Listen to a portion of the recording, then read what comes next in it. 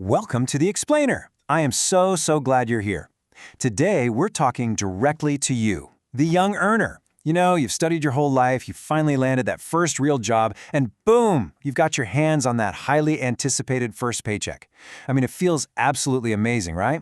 But what if I told you that this exact moment, this very first taste of financial independence, is actually where millions of highly educated, hardworking people accidentally trap themselves for the rest of their lives? Crazy, right? Well, let's dive right into this. Today, we're going to radically shift your mindset. We'll be looking at some classic advice from an experienced investment mentor so you can stop just, working for a paycheck and instead learn exactly how to make that money work for you. So I want to pose this critical question right off the bat. Are you working for money, or is money working for you? Think about it. Most of us are taught the exact same script. Go to school, get good grades, and find a safe, secure job. We grow up to become doctors, engineers, executives. But there's a massive, glaring gap in that traditional education. It teaches us exactly how to work hard for money, but it completely misses teaching us how to manage that money once we actually make it. The rich, they don't just work for money. In fact, if you're only focused on that next paycheck or that next big promotion, you're kind of playing the wrong game altogether. All right, Section 1, the first paycheck illusion. Let's look at the psychological trap. See, when that very first paycheck hits your bank account, two incredibly powerful emotions just totally take over: desire and fear. You desire all those nice things you can finally afford, right? But you also fear not having enough, so you cling super tightly to your job. You basically become like a donkey dragging this massive heavy cart with the owner just dangling a carrot right in front of its nose. Now, the owner is getting exactly where he wants to go, but the donkey? The donkey is literally just chasing an illusion, because tomorrow there's just going to be another carrot. For a young earner, that carrot might start out as, say, a new smartphone or a fancy dinner out. But as you get older, man, the toys get a lot more expensive. You start chasing a new car, a boat, maybe a huge house just to impress your friends.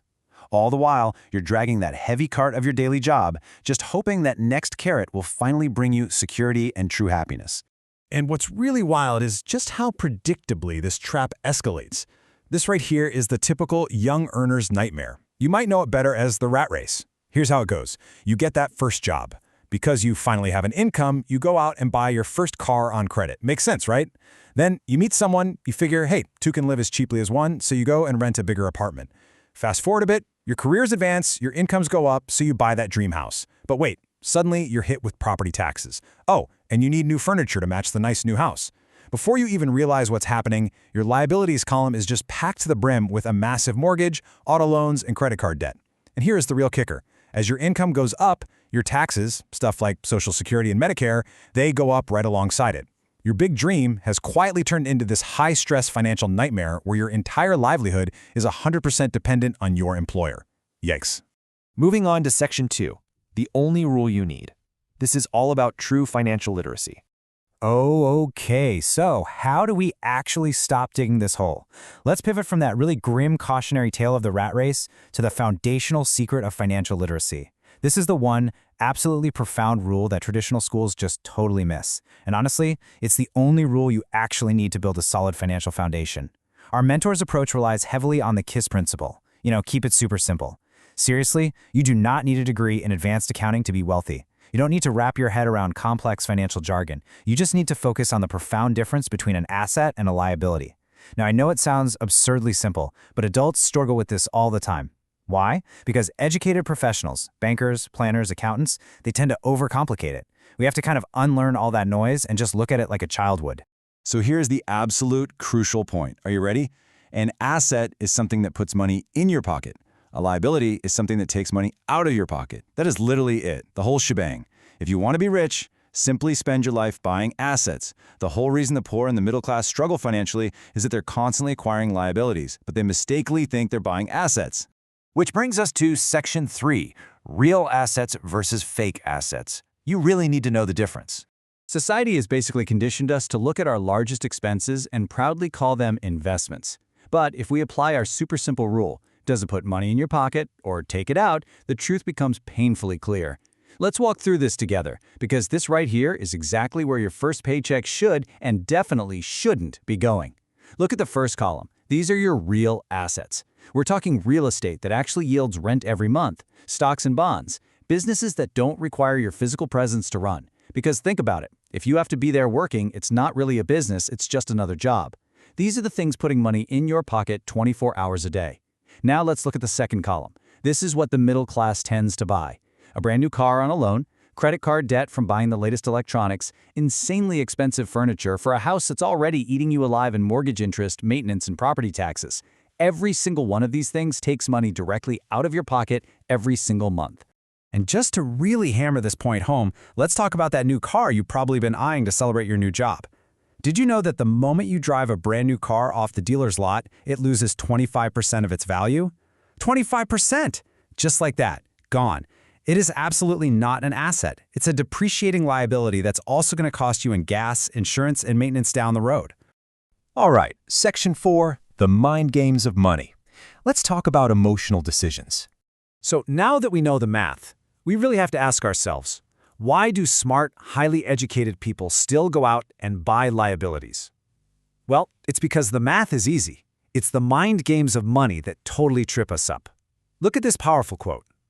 The main cause of poverty or financial struggle is fear and ignorance, not the economy or the government or the rich. Wow. It is self-inflicted.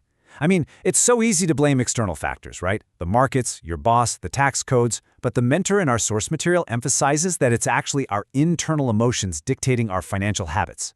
We feel the fear of not having money, so we react emotionally and go to work. We get a paycheck, and then joy and greed take over, so we go buy a liability just to feel good. We're reacting instead of thinking.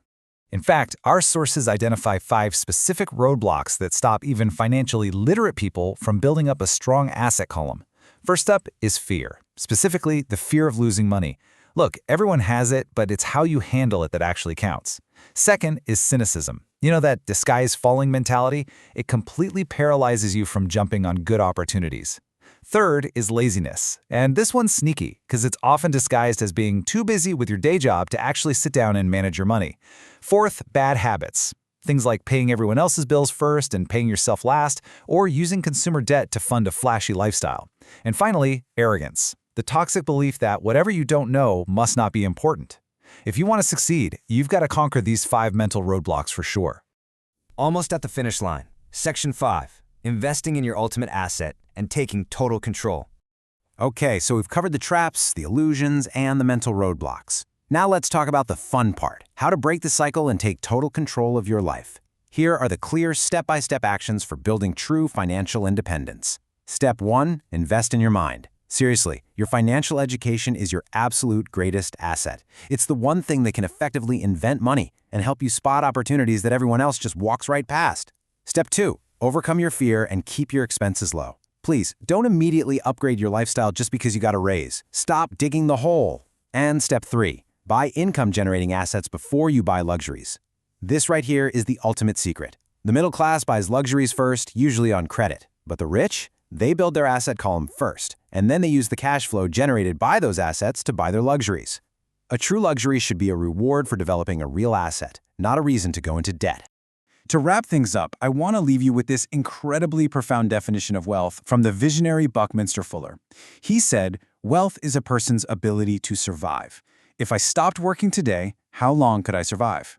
Man, that really puts it in perspective, doesn't it? It's not about how much money you make on your paycheck or all the expensive junk sitting in your garage. It's about how much money your assets produce for you while you are literally sleeping.